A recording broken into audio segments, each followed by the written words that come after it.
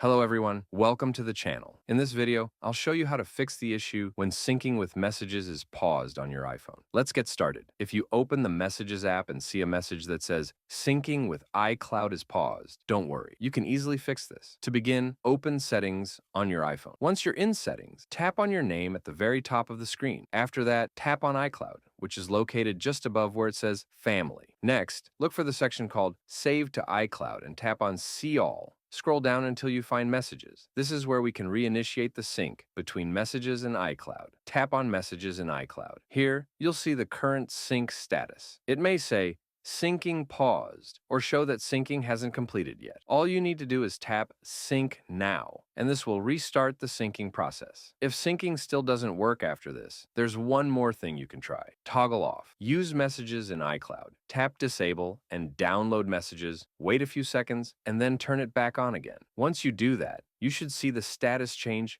to syncing with iCloud, and your messages should start syncing properly again. Thanks for watching.